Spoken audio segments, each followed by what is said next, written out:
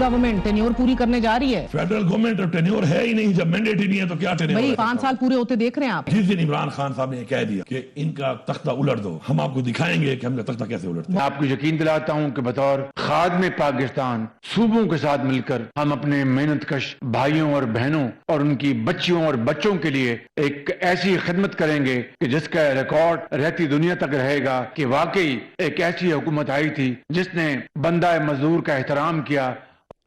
बिस्मिल्लाहिर्रहमानिर्रहीम। लाखों करोड़ों दरूद नबी अकरम सल्लल्लाहु अलैहि वसल्लम पर और उनकी आल पर।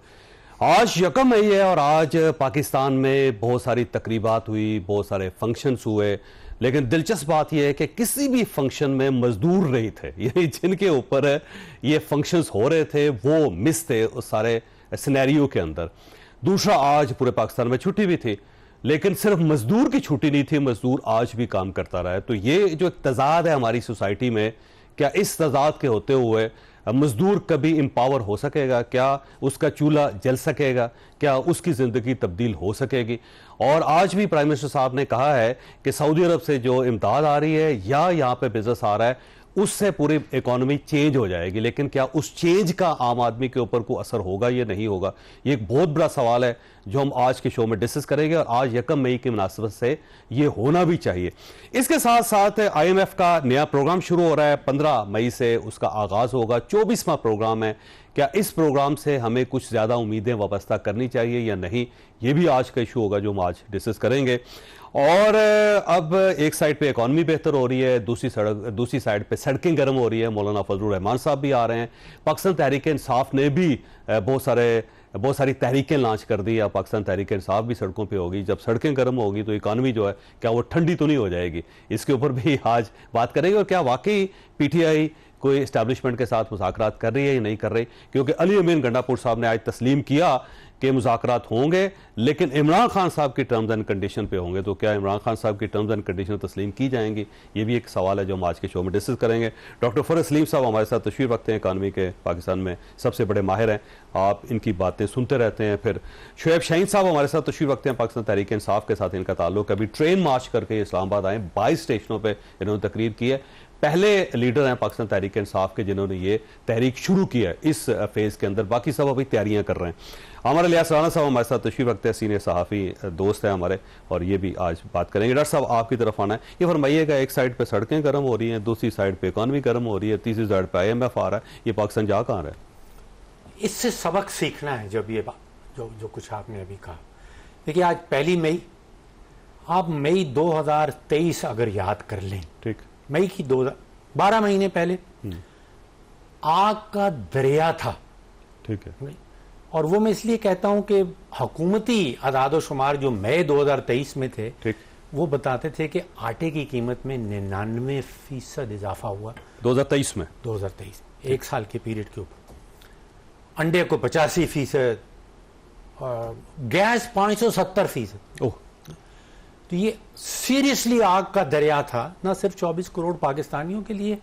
अगर आप स्टेट बैंक का हाल देखें, मई 2023 $3.5 अरब पड़ा। 24 करोड़ पाकिस्तानियों का ये मुल्क है, $3.5 अरब। 3.5 दुनिया में अरबों लोग हैं जिनके पास अरबों डॉलर पड़ा हुआ, पाकिस्तान में हजारों लोग हैं जिनके पास अरबों डॉलर पड़ा। और यहाँ पे ये मैंने ग्राफ आपके प्रोड्यूसर को भेजे ताकि अगर नजर आ जाए कि आप 40% के करीब इन्फ्लेशन का रेट था, हम पहुंच गए हैं 20 पे, ठीक है, आधा हो गया, कम हो गया, ठीक। $3.5 अरब से हम पहुंचे हैं तकरीबन 9 पे पहुंच जाएंगे जब $1 बिलियन IMF आ जाएगा। सही बात। इस आग के दरिया से हम गुजरे हैं, भूलना नहीं चाहिए। यहां पहुंचे कैसे? मई 2024 में आप कैसे पहुंचे हैं? ये आग के दरिया से हम किस तरह गुजरे हैं? This is the mother of all questions. और जो जवाब मेरे जहन में आता है और पाकिस्तान की 75 साल तारीख को सामने रखते हुए नजर आता, वो ये है कि जो एहतजाजी सियासत थी, उसका किसी तरीके से गला दबा के रखा, ठीक, वो बंद हुई है। बंद कर गला दबाना तो ठीक नहीं है वैसे, कोई ज़ाहिर है जमहूरियत है और जमहूरियत है, उसमें तो एहतजाज हक होता है। जमहूरियत में आटा खाना हक नहीं है, इस मुल्क में जिंदा रहना कानूनी हक नहीं है। सिर्फ जमहूरी हक यही है कि आपने एहतजाजी सियासत करनी है, रोटी खाना हक नहीं है। बात तो ठीक है वैसे आपकी। मुझे शेख साहब के पास जा रहे थे वापस। शेख साहब देखें, हालात बेहतर हो रहे हैं, अब इकॉनमी बेहतर होती जा रही है। जो पहले खाने का लाला पड़ा हुआ था पाकिस्तान के अंदर, अब वो बेहतर हो रहा है। तो इस बेहतर होते हुए हालात में अगर आप सड़कें गर्म कर देंगे एक बार दोबारा, मौलाना फजलुर रहमान साहब कल भी मिलियन मार्च कर रहे हैं, 9 मई को भी मिलियन मार्च कर रहे हैं, और आप उनको सपोर्ट कर रहे हैं, तो फिर कहाँ होगी इकॉनमी हमारी? दोबारा आप डीरेल करना चाहते हैं? देखिए, पहली बात तो ये है कि आप अगर एक दीवार की रेत पे बैठ के कहें कि हम मुल्क का बेहतरीन कर रहे हैं, और एक बबल को कहें कि जी हमारा मुल्क बेहतरीन तरीके से चल रहा है, आपको सबसे पहले आइन और कानून की बालादस्ती और इंसाफ निज़ाम के बगैर 1000 साल की तारीख उठा लें, ना किसी मुआशरे ने तरक्की की है, ना किसी मुल्क ने तरक्की की है। सबसे पहली बात यह है कि आइन के अंदर लिखा हुआ है हक के हुक्मरानी अवाम का है। आपने डाकुओं को मुसल्लत करके डाका जनी के जरिए वजूद में लाकर एक डाकू रानी को पंजाब में बैठा दिया, बाकी डाकुओं को यहाँ बिठा दिया। वैसे देखें, खातून है, देखें एक बात, जमहूरी एक चीफ मिनिस्टर है, उसके अगर वो जमहूरी है, मैं आपको चैलेंज करता हूं कि अपने हल्के का ऑडिट करा लें। वो वजीर आला जो बनी बैठी है, नवाज शरीफ के हल्के का आप ऑडिट करा लें। जिस हल्के से मैं जीता बैठा हूं, ये मेरी कॉन्स्टिट्यूएंसी है, इस हल्के का आप ऑडिट करा लें, मैं आपकी जो बातें हैं सारी मान लूंगा। बात यह है, ऑडिट कैसे करवाएं? आपसे करवाएं, मेरे से ना कराएं, किसी जुडिशियल कमीशन से करा लें। से भी करवाएंगे, आप नहीं मानेंगे उसको। मैं आज आपको लिख के देता हूं, मानता हूं, आप कराएं जुडिशियल कमीशन से। मैंने चीफ जस्टिस ऑफ पाकिस्तान को सबसे पहला खत लिखा था 3 दिन के अंदर, जब ये सारा कुछ हो रहा था। मैंने कहा था जी ये 3 दिन में आप कर सकते हैं, मैक्सिमम 1 हफ्ते में। आप इस तरह कीजिए, form 45 is the result, section 90, 92, 95 of the election act के मुताबिक। बाकी कंपाइलेशन होती है, वो स्टेटमेंट होती है, that is not the result. इस रिजल्ट जो ओरिजिनल फॉर्म में हमारे पास मौजूद है, इसका आप डिस्ट्रिक्ट एंड सेशन जज से आप। अच्छा, ये जो अदादोशुमार दिए डॉक्टर साहब ने, आप इस समझने गलत है? नहीं, मैं गलत की बात नहीं चाहता। इंप्रूव हो रही है ना सर? देखें, बात यह है कि अगर आप इसको इंप्रूवमेंट समझते हैं कि अप्रैल 2022 में आपका चलते हुए मुल्क 6.2% जीडीपी थी, आप उसको ले आए 0.23% पे, और उसके बाद आपके बिलियन डॉलर्स डॉक्टर साहब के बकौल $3.5 बिलियन पे ले आए। और कहां तक आपने देखिए इन्वेस्टमेंट के बगैर। सर अब आगे जा रहा है ना, मैं 2 ऑप्शन या पीछे ले आए, उसको आगे ले जाए। जब आपकी हुकूमत ही मजबूत नहीं है, जब वो इलेजिटिमेट गवर्नमेंट है, जब आप एक एस्टेब्लिशमेंट की गोद में बैठ के और उसके सहारे पे आप आकर बैठे हुए हैं, जिसकी कोई पब्लिक में ग्राउंड में पब्लिक सपोर्ट नहीं है, आप रिफॉर्म्स ही नहीं कर सकते, आप एक कैपेसिटी नहीं है, आपको कोई एक्सेप्ट ही नहीं करेगा। तो उसका हल यही है ओवरसीज आपको एक्सेप्ट नहीं करेगा। हल यही एस्टेब्लिशमेंट के साथ मुज़ाकरात किए जाएं। फिर हम नहीं कहते इसके अलावा क्या भाई, एस्टेब्लिशमेंट इन कठपुतलियों के पीछे से हट जाए, ये एक दिन में खड़े नहीं हो सकते। और इनको गिरा के आपके पास आ जाए। नहीं, हम ये कहते हैं, आप बताएं, ये सिंध में एक मुशीर की गाड़ी और उसके बेटे से और उनके प्रोटोकॉल से और उन पुलिस वालों से असला जा रहा है कच्चे के डाकू का, ये एक नेक्सस है। एस्टैब्लिशमेंट सपोर्ट करते हैं पक्के के डाकू को। कच्चे के डाकू उस वक्त बड़े एस्टैब्लिश हुए थे, भाई तो खत्म किए सिंध में होते थे, पंजाब तक पहुंच गए हमने। सर सिंध में थे, पंजाब तक पहुंच गए। अब नेक्सस जो साबित होता है ना, एक सेकंड बात करके, एस्टैब्लिशमेंट सपोर्ट करती है पक्के के डाकू को, क्योंकि डाकू वो भी होता है जो माल लूटता है, डाकू वो भी होता है कि जो आपके वोट और मैंडेट पे डाका डाले, और जो पक्के के डाकू है वो सपोर्ट करते हैं कच्चे के डाकू को। आपने बोल के 25 करोड़ आवाम को माफिया 2022 तक, बल्कि 2018 नहीं, उससे पहले 2014 से लेके 2022 तक आपके साथ रहे एस्टैब्लिशमेंट। भाई एस्टेब्लिशमेंट अगर हमारे साथ रही और अगर कानून और आइन के दायरे में रही तो दोस्त, और अगर वो आइन और कानून की पामाली करेगी, अगर वो जा करके रिटर्निंग अफसर के प्रेशर डालेगी। सिर्फ एक बात, अगर आज सारे हाई कोर्ट के जजेस, आज अगर आपकी सारी लोअर जुडिशरी इस बात पे तंग है कि उनकी इंटरफेरेंस है आपके निजाम इंसाफ में, मुझे बताएं कि इस निजाम इंसाफ के साथ सर एक जमाना था पूरा फैसला दिया जाता था जज को लिख के, ऐसा कभी नहीं हुआ। वो सर हुआ अगर हुआ है गलत है, जिसने फैसला लिखा है उसकी मजम्मत, आपकी पार्टी के सेनेटर बनेंगे वो, मैं दोनों को मजम्मत करता हूं, जिसने लिखने वाला उस वक्त की एस्टैब्लिशमेंट पूछे बनेगा नाम क्या। राणा साहब ये फरमाइएगा सर, ये हालात चलते हुए नजर आ रहे हैं आपको? वैसे देखें, एक गुफ्तगू शोएब शाहीन साहब ने जो शोला बयानी की है और एक फरूख साहब ने जो हकायक सामने रखे हैं, अब जाहिर है डॉक्टर शोएब साइन साहब की एक दुखती रग है फार्म 45, 47, जाहिर है वो रहेगी रहती दुनिया तक जब तक ये मामला है ये चलता रहेगा। जीते हुए थे जिस तरह 2017 पे ये नहीं गुफ्तगू करते ना कि उस वक्त इकानमी कहाँ थी जब रजीम चेंज करने के लिए एक वजीर आजम को बगैर किसी कानून के सजा दिलवा दी गई और सुप्रीम कोर्ट से दिलवाई गई। पनामा में से अकामा निकाल के दी गई, कुछ फैक्ट्स कुछ छुपे हुए सारी दुनिया मानती है, सबको पता है। जैसे ये कहते हैं ना कि मेरे फैक्ट्स हैं, बिल्कुल होंगे, मुझे क्या एतराज़ है इनकी इस गुफ्तगू पे। मैं 1997 में नवाज शरीफ के साथ मलेशिया गया और वो विजिट ये था कि जी महातीर का वो टॉप दौर था कि जी क्या है, सरताज अजीज़ मरहूम वहीं पे साथ थे, गपशप हो रही थी कि जी देखें हम देखने आए हैं इनके इदारे कैसे चल रहे हैं फला। उनसे मैंने की, मैं कहा जी वो हमें पीछे खड़ा कर दिया और रिबन लगा दिया कि इससे आगे जर्नलिस्ट नहीं आएंगे। कहेंगे तुम कैसे आए हो? मैंने कहा जी ये कार्ड आपका और मेरा एक जैसा, मैं साथ खड़ा हूँ। कहेंगे ये मुल्क इसी बुनियाद पर खड़ा है कि तुम लोग, उन्होंने बाकायदा टॉन्ट की सरताज अजीज साहब, हाँ, कि सुबह का अखबार पढ़ा? मैं कहा हाँ, कि क्या लीड थी? मैं कहा एजुकेशन की, कि ये फर्क है हम में और इनमें। इन्होंने चेंज किया है। अब मैं फारूक साहब की बात जो कर रहा हूँ कि भाई हमें कहीं पे तो रुकना है, या तो रोड दें लोगों को, क्योंकि वो जिन मजदूरों की बात होती है या वो उनका कोई जिक्र है या नहीं है, सिर्फ उनके नाम पे हमने अच्छे अच्छे खाने खिला देने हैं, गपशप कर देनी है, इश्तिहार दे देने हैं, सब कुछ करना है। लेकिन यहाँ आवाम का दर्द किसी के पास है तो बता दें। उस वक्त उनको इनको मसला था, आज उनको मसला है। 2018 में नवाज शरीफ और उनकी पार्टी को मसला था, मौलाना फजलुर रहमान को मसला था, आज मौलाना फजलुर रहमान साहब को मसला है और पीटीआई को मसला है।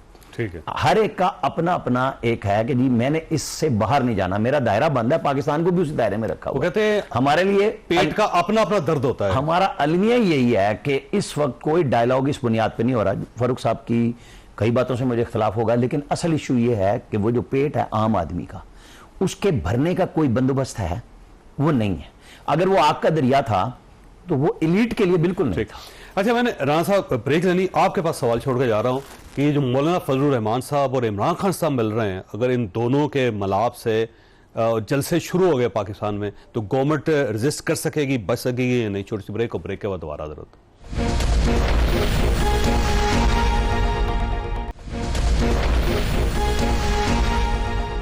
प्रोग्राम में दोबारा खुश आमदीद। राणा साहब, ये अली अमीन गंडापुर साहब ने कहा है कि जिस दिन इमरान खान साहब कहेंगे इस गवर्नमेंट का तख्ता गिरा देंगे हम, बिल्कुल फारिग हो जाएगी गवर्नमेंट। और मौलाना फजलुर रहमान साहब भी ये कह रहे हैं। दोनों का मुलाकातें अब स्टार्ट हो गई हैं, जलसे कल से स्टार्ट हो रहे हैं और खैबर पख्तूनख्वा से मेरा ख्याल है 9 तारीख को वहां से भी जलसा होगा। तो कहीं ऐसा ना हो कि ये ऐसा खौफनाक किस्म का इत्तेहाद बने, गवर्नमेंट फारिग हो जाए? देखिए जी, कर दे फारिग, क्यों डिले क्यों करते हैं? मतलब ये जो इकॉनमी को तबाह करना है और मजीद इस तरह के जलसे, तो जुलूस ले आए। 25 मई को क्या वहां पे महमूद खान की हुकूमत में किसी ने रोका था खान साहब को बंदे लाने से रोकने के लिए? वो 3 घंटे सवाबी इंटरचेंज पे बैठे रहे कि बंदे आ जाएं, बंदे आ जाएं, बंदे नहीं थे। फिर सुप्रीम कोर्ट आ गई, इजाजत दिलवा दी, फिर क्या हुआ? आ गए, फिर वापस चले गए। फिर ये जो स्टेट है, वो जो 1 साल से इजाजत जो उन्होंने कहा है, फिर इससे ज्यादा होगा। इसका जवाब सिर्फ यही है, कोई गुंजाइश नहीं होगी। और जो भड़के लगा रहे हैं ना, वो आ जाए। अब ये फैसला हो जाना चाहिए कि अगर इस मुल्क ने इस तरह ही चलना है तो खत्म करें ना जी इस बात को। मैं और आप खामखा खराब हो रहे हैं, फंस हम जाते हैं, आम आदमी फंस जाता है। इन लीडरों का तो कुछ नहीं, बड़ी बड़ी लैंड क्रूजरें, बुलेट प्रूफ गाड़ियां, 600 बंदा इनके साथ सिक्योरिटी में मौजूद है और आवाम के लिए निकले हुए सारे, किसी एक को नाम को छोड़ दें। तो मतलब इकोनॉमी कहां चल रही है? इनके घरों में तो वो आग का दरिया जाता ही नहीं है। जिस दिन वहां जाए, वो कहते हैं ना कि सेठ जब हार्ट अटैक होता है ना तो उसको प्रॉफिट में नुकसान होता है, तब होता है। अगर उसका असल नुकसान होता तो मर जाए। ये बड़े लोगों का मसला ये है कि इनको, शौकत अजीज से एक दफा मैंने कहा, वजीर आजम थे, मैं कहा जी चीनी 60 रुपए किलो होगी, डॉलर कितने का? मतलब जिस शख्स ने डॉलर के बदले में, हम तो कायदे आजम के गले में पड़े हुए हैं, हमारे गले कायदे आजम है कि नोट तुमने कायदे आजम का लेना है, उन्होंने डॉलर देखना है। तो ये हमारा मसला यही है। बात तो ठीक है, वैसे बात डॉलर पे एक बात सिर्फ कहती हूं, देखें ये 2 खानदान, शरीफ फैमिली और जरदारी फैमिली, बाहर जो अपना पैसा यहाँ मुल्क में ले आए, जो कि मनी लॉन्ड्रिंग के ले आना था ना गवर्नमेंट दिया, जो देखें वो ले आए, आज ले आए। वो तो कहते हैं ना कि जी हमारे तो बच्चे बाहर, नेशनल भी वहां के हैं, आप कहते हैं कि नहीं है। आपकी इन्वेस्टमेंट मुल्क से बाहर है, किस मुंह से कहेंगे कि आपने इन्वेस्टमेंट मुल्क में सर, आप ये सिर्फ सुने, ये उस पैसा के पैसे यहाँ ले आते हैं आप। नहीं तो हम तो वो कोई इलेक्टेड मेंबर तो नहीं है ना। ओ सर, कैसे आए यहाँ पे मशीर थे प्राइम मिनिस्टर। मैं तो इनकी बात कर रहा हूं ना कि जो कह रहे हैं आज हम इन्वेस्टमेंट ला रहे हैं, ये अपना पैसा जो कि मनी लॉन्ड्रिंग के जरिए लेकर गए हैं अपने अकाउंट में ले आए, ये $50 का हो जाएगा। जी वैसे डॉक्टर साहब मगर जो जिसको तो वो सब बाहर से पैसे ले आए सारे, तो $50 का हो जाएगा। देखिए, ये ख्वाबों की दुनिया की रहने की वाली बात है। मुझे बताएं कि 193 ममालिक हैं दुनिया में यूनाइटेड नेशंस के मेंबर, कहाँ पे ये वाला फॉर्मूला हुआ है कि पैसे बाहर से वापस ले आए, सारा का सारा मामला जो है वो हल हो जाए। मामला हमारा इंटरनल है। सही बात। हाँ, आप सोचिए कि जो मॉडल है, जो माशी मॉडल चल रहा है, वो मुझे बार बार when we were growing up वो रॉबिन हुड की कहानी सुनाया करते, उधर से लूट के जी वो इधर तकसीम कर, सुनिए तफरीक सी देखिए, वो अमीरों से छीन के गरीबों में बांटा करता था। हमारा मॉडल है रिवर्स रॉबिन हुड। ठीक है, गरीबों से खंचे, अमीरों में बांटते। एग्जाम्पल बता दें, मैं प्रैक्टिकल बात, हम अभी बात हो रही है कि जिसने पैनल लगाए हैं टैक्स लगा दें, जिसने सोलर पावर लगाया उसके ऊपर टैक्स लगा दें। 4 करोड़ वापडा के मीटर्स लगे हैं इस मुल्क के अंदर, ठीक है। फॉर्मूला क्या है कि 4 करोड़ पाकिस्तानियों की जेब से पैसा निकालना है और वो 42 आईपीपीज हैं, आप गिन लें, उनको दे देना। 42 आईपीपीज हैं। ये क्या, चाइनीज कंपनीज का 560 अरब रुपए देना हमने, यानी हमसे पैसे लिए भी जा रहे हैं और उनको पैसे दिए भी नहीं जा रहे। पैसे कहां जा रहे हैं? पैसे तो किसको पता नहीं है कि कहां जा रहे हैं वैसे। मैं अब बजट निकाल के देख, ठीक यार, एक सिंगल लाइन आइटम लिखा होता है उसके अंदर, बजट के अंदर, running of the civil government. मैं हैरान रहता, मुझे कोई खुदाया उसका मुझे कोई डिटेल। 741 अरब रुपए, ठीक। ज्यादा कंपनी में ना जाएं, पिछले 30 सालों में 14 वज़ीर आज़म गिने मैंने, ठीक, और इन 14 वज़ीर आज़म ने मिला के 830 अरब रुपए का, अरब कहना आसान है, 830 अरब रुपए का एक रियासती इदारे में नुकसान है, एक रियासती इदारे में। वो कौन सा? पीआईए। अच्छा, 830 अरब रुपए, 830 अरब रुपया 14 वज़ीर आज़म पिछले 30 साल। हाँ? किसी को ख्याल नहीं आया कि पीआईए बंद कर दो, पीआईए बंद कर दो यार। रोजाना 15 करोड़ रुपए का खसारा, 15 करोड़ रुपए और अब सालाना कर जाते हैं। अब आप जरा सोचिए कि पिछले सेंसस में मैं देख रहा था, कोई 3.5 करोड़ खानदान पाकिस्तान में रहता है, और आपको पता है कि तकरीबन 40 से 50% शरह गुर्बत से नीचे। ये 830 अरब रुपया उनको दे देते, 25,000 रुपए का हर पाकिस्तानी को टीका लग रहा। अच्छा, एक और चीज मैं बड़ी हैरान होता हूँ चौधरी साहब देख के, किसी वक्त टेलीविजन खोल लें, आप अखबार में पढ़ लें, रोजाना की बुनियाद पे कोई $1 अरब का टीका है जो इसका इंकशाफ होता है कि वो हुकूमत ने अवाम को लगा दिया। अभी ये कल परसों आप गंदम की बात कर रहे थे, सारा मुल्क गंदम की बात कर रहा था। $1 बिलियन की गंदम इंपोर्ट कर ली, जबकि बम्पर खराब। बिलियन का क्या एक्शन हुआ? आप मुझे बताएं कि वो पैसे लेके पब्लिक हॉलीडेज निकाल दें, अब बैंक हॉलीडेज निकाल दें, और रोज का बिलियन है, 200-300 बिलियन डॉलर सालाना आपने टीका लगा दिया है। और ये बात करते अकाउंटेबिलिटी क्यों नहीं करते? ओ भाई, अकाउंटेबिलिटी नहीं हो सकती इस मुल्क के अंदर। जो पेचीदा काम है उस पर पड़ जाना, जो सादा काम है वो नहीं करना। भाई, ये हुकूमत क्यों करती है? ये हुकूमत का काम नहीं है कि उसने गंदम की प्राइस फिक्स करनी है, ये हुकूमत का काम नहीं है कि उसने सारी मुल्क की बिजली जितनी बनती है वो खरीदनी है और फिर बेचनी और बिल वसूल करने हैं और आगे पैसे नहीं देने। ऐसे कमाल है वैसे। अच्छा, ये फरमाइएगा शेख साहब के आपकी पार्टी ये समझती है कि जब तक स्टैब्लिशमेंट से मुज़ाकरात नहीं होंगे ये मामला सेटल नहीं हो सकते, लेकिन साथ 3 लोगों के नाम भी दिए गए हैं और साथ ये भी कहा जा रहा है कि हम मुज़ाकरात नहीं करेंगे। तो 3 लोगों के नाम क्यों है और मुज़ाकरात आपने करने हैं या नहीं करने हैं? पहले फैसला तो कर लें।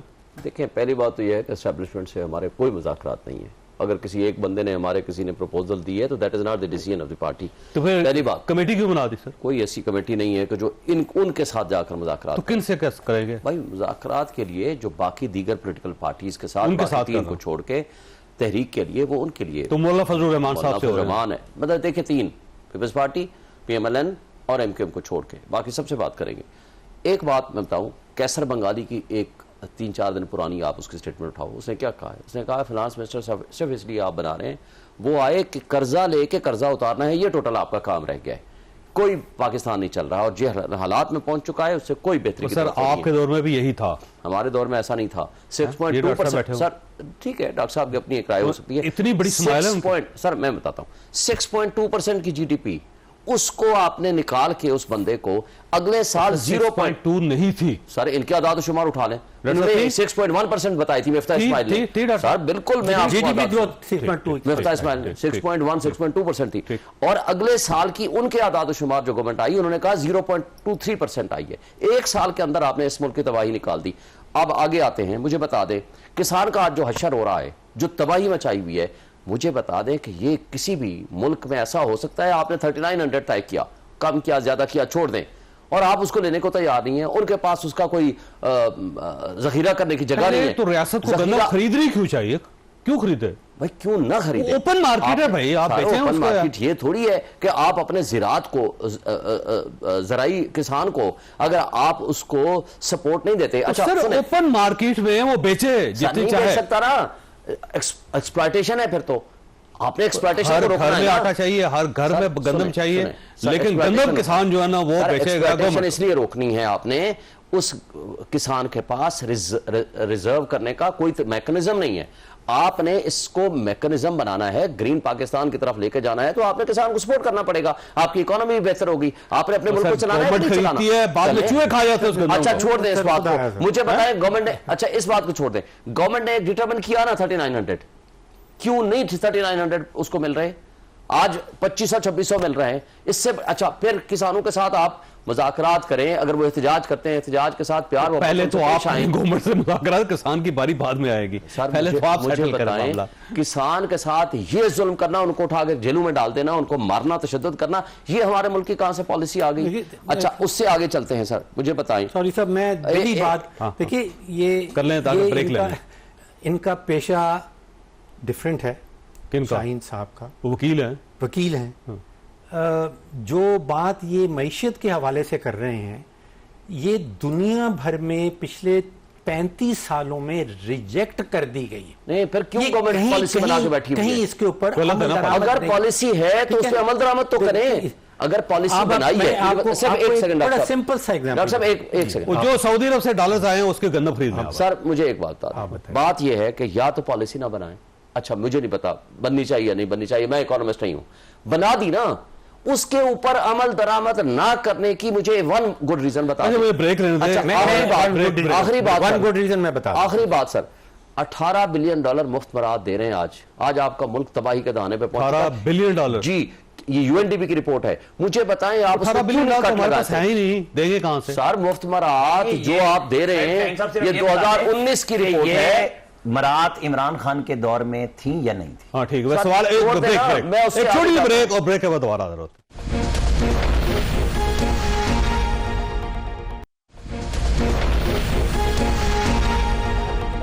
प्रोग्राम में दोबारा खुश आमदीद। वक्फे से पहले राना साहब ने एक सवाल उठाया था कि ये जो $18 अरब क्लेम किया शुएब साहब ने कि $18.5 अरब जो, क्या करा जाए? शुएब साहब कहाँ जा रहे हैं? एलीट्स को मुफ्त मराद दे रहे हैं आप। हाँ, राना साहब पूरा सवाल करें। मुझे छोटा सा बस इस पे करना सम अप। इमरान खान साहब ने जिस दिन मंशूर पेश किया, असद उमर साहब ने, मैंने बात अपनी मैरियट होटल में उन्होंने कहा था, मैं असद उमर की उस गुफ्तगू पे नहीं जा रहा जो उन्होंने कहा था स्टील मिल पे मुझे पकड़ लेना, फलाना कर, उन्होंने कहा था कि इन सब को हम बिल्कुल पहले 100 दिनों में ठीक कर देंगे या बेच देंगे। ये बाकियों को तो ये कहते हैं ना कि वो चोर डाकू हैं और वो 3-3 दफा आए, 4-4 दफा आए। जो रिफॉर्म्स का एजेंडा लेके आया था, उसने कौन सी शिक पे अमल किया? ठीक है, एक तो वो बता दें। उन्होंने KP में जितने दर्जनों डैम बनाने थे, ठीक है, वो कितने बने? 350 कैसे बनाए? मतलब वहां 90 अरब से 960 अरब रुपए का कर्जा चढ़ गया। 10 साल में। ठीक। वहां क्या नया इंफ्रास्ट्रक्चर बना, मतलब मैं सिर्फ ये, चूंकि मईशत पे बात हो रही है, माशियात तो इमरान खान का साहब का सब्जेक्ट है। फिर दूसरी बात ये है कि बिल्कुल सपोर्ट प्राइस से निकलना चाहिए, हुकूमतों को कारोबार से जाना चाहिए, खत्म कर देना। लेकिन वो सपोर्ट प्राइस ये लिख के नहीं देती कि हमने हर सूरत में खरीदनी है।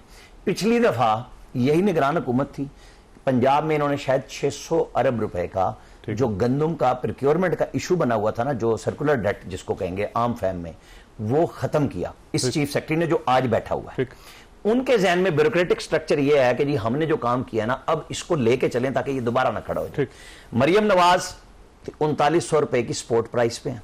पिछली दफा असिस्टेंट कमिश्नर तहसील से गंदम बाहर जाने पे जिम्मेदार था कि हर सूरत में तुमने खरीदनी है और किसानों को सिर्फ उतनी छोड़नी है जितनी उनके पास खाने के लिए जरूरत है। ठीक है।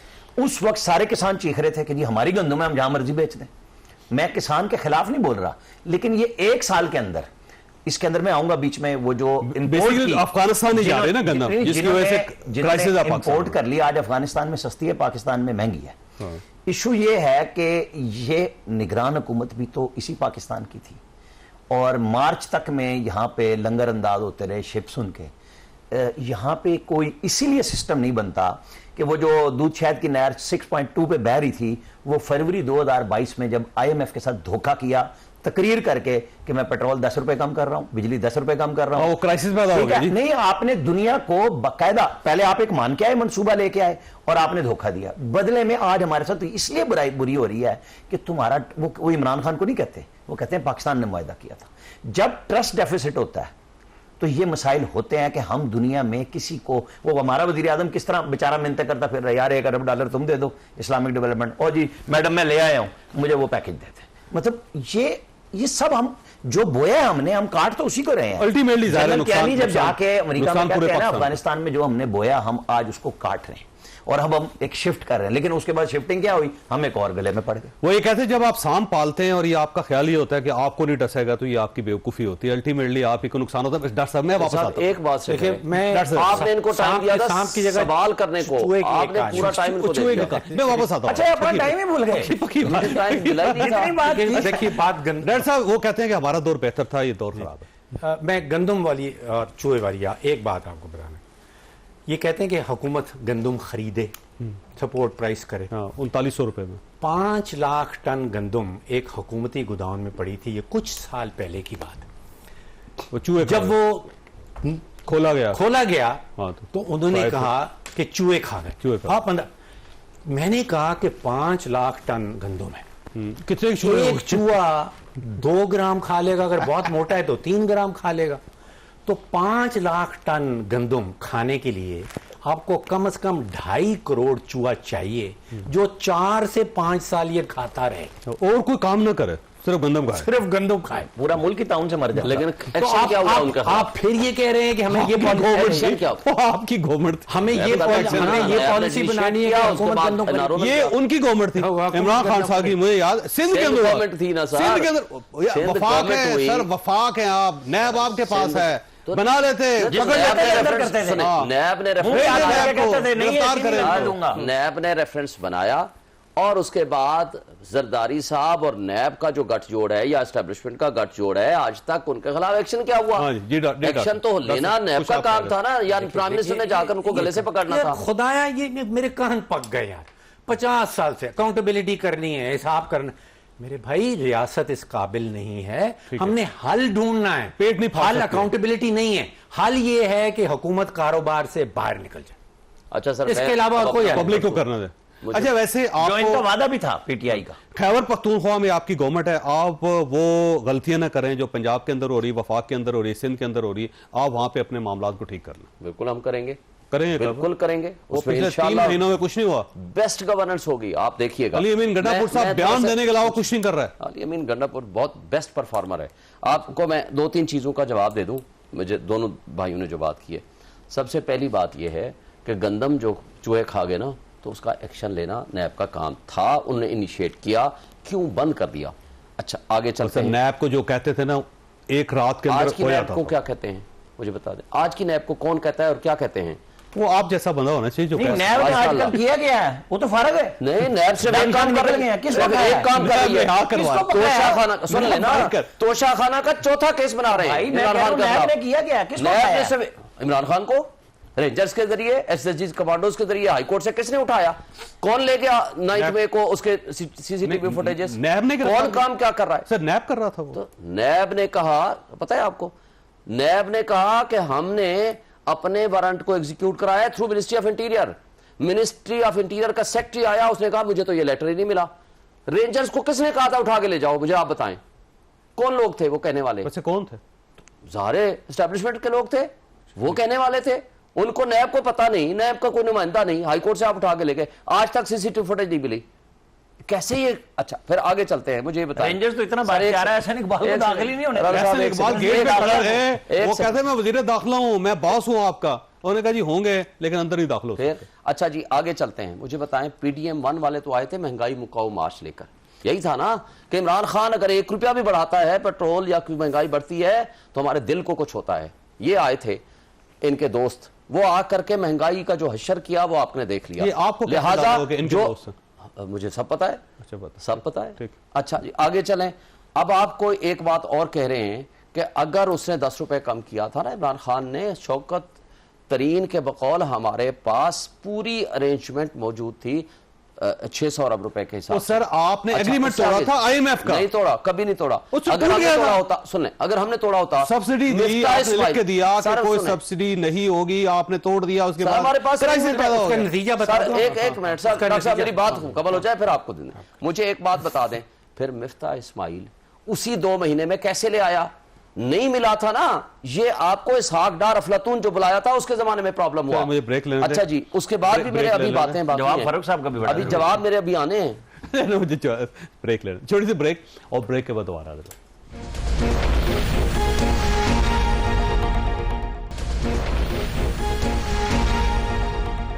प्रोग्राम में दोबारा खुश आमदीद। डॉक्टर साहब वैसे ये जो IMF का नया प्रोग्राम आ रहा है उससे कोई उम्मीद है कि पाकिस्तान की इकानमी वाकई आ जाएगी ट्रैक पे और मामलात को दुरुस्त हो जाएंगे?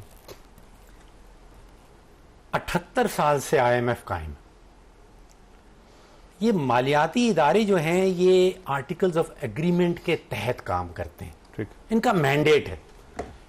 IMF के पास अपनी पूरी जिंदगी का कोई सक्सेस स्टोरी नहीं है, ठीक। ठीक। ये उनका काम नहीं है कि उन्होंने किसी मुल्क की मैशत को तंदुरुस्त बेहतर और बनाना, तवाना ठीक, करना है, ठीक। ना उन्होंने कभी किया, उनका काम ही नहीं है। मिस्र का बेड़ा ये गर्क कर दिया काम उन्होंने, हमारे तादाद अपने जो फैसला साज शख्सियात हैं, इदारे हैं, उन्होंने करना है। देखिए आपका सवाल बुनियादी ये है कि हल how to solve this problem. सही बात। देखिए हल सऊदी अरेबिया के पास नहीं है, हल IMF के पास नहीं है, UAE के पास भी नहीं, UAE के पास चाइना के नहीं पास है। भी नहीं।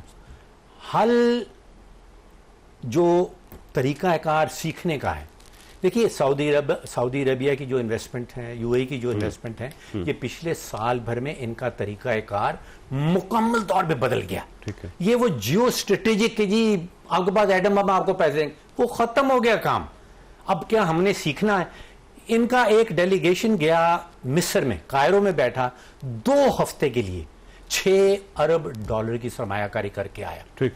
उससे कुछ सीख लें। अब जो सरमायाकारी होगी, $35 अरब में एक शहर बेच दिया मिस्र ने UAE को, उसे खरीद लें। UAE ने अपनी वहां पर एडमिनिस्ट्रेशन शुरू कर दी। बन रहा है। 35 अरब डॉलर जो है वो देंगे आहिस्ता आहिस्ता। अब हमने सीखना है। हम बैठे हैं कि यार वो $950 अरब का फंड है सऊदी अरेबिया का, उसमें से हमें $1 बिलियन उधार तेल दे दो, उसमें से वो $3 बिलियन जो हमने स्टेट बैंक में आपसे कर्जा लिया था उसको एक्सटेंड कर दो।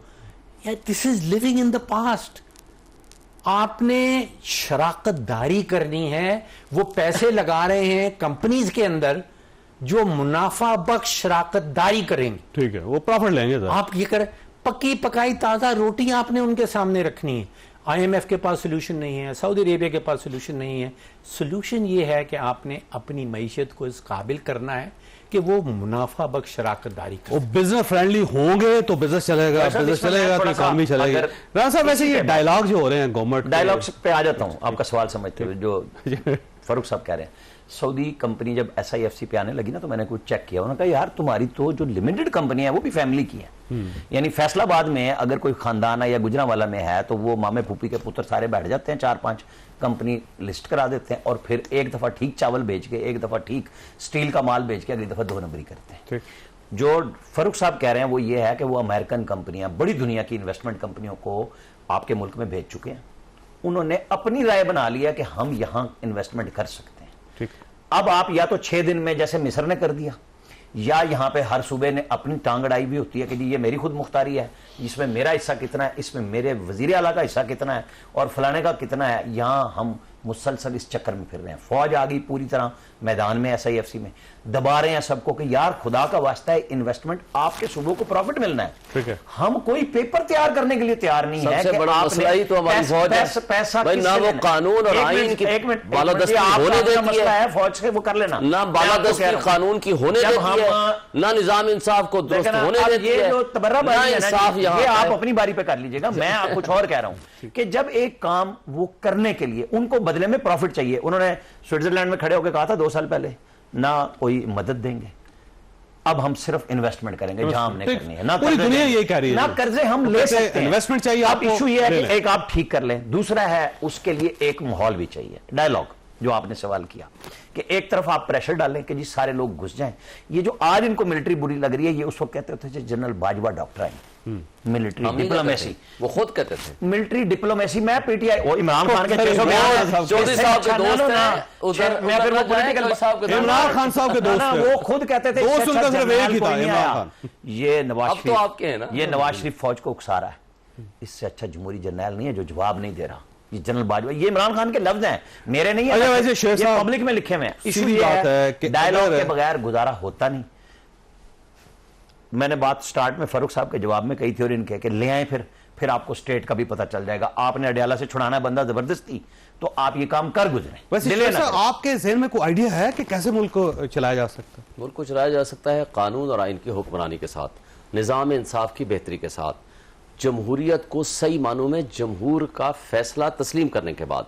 इसके अलावा जो आप ऊपर से तड़का लगाएंगे, SIFC बनाएंगे, इधर से बंदे उठाएंगे, उधर से बंदे उठाएंगे, कच्चे के डाकू उठाएंगे, पक्के के डाकू उठाएंगे, जिस तरह का आप एडवेंचर करने की कोशिश करेंगे, आपका मुल्क नीचे जाएगा, ऊपर नहीं आएगा।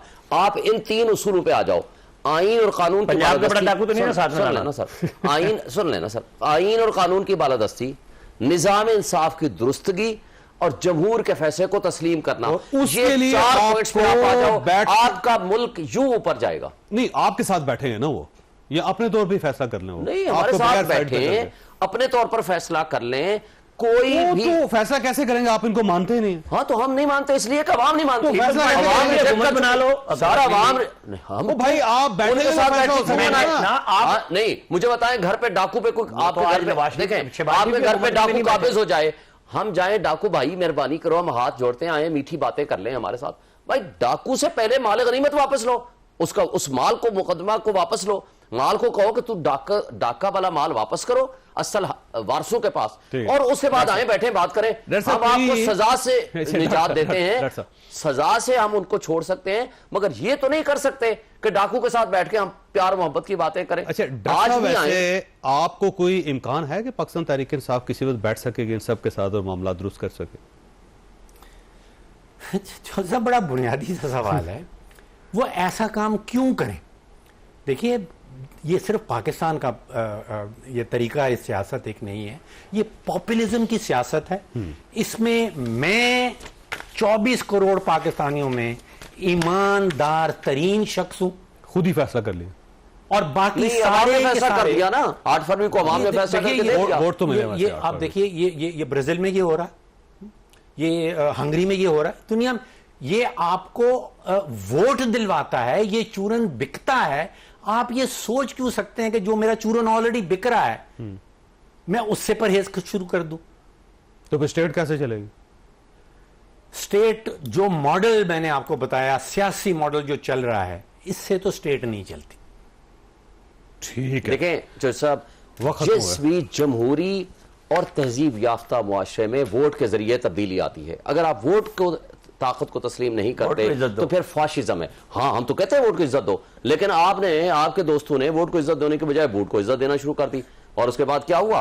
आज मुल्क जिस तरह की सिचुएशन में पहुंच चुका है, ये वो खत्म हो हमारे गया। वो कहते हैं घंटा घर एक ही है, बस उसके ऊपर पार्टी बदलती गेट रहती है। बदल- अल्लाह ताला गेट उनको आप चाहिए। और आपके अहले खाना को हर किसी मुसीबत से महफूज रखे। अल्लाह हाफिज।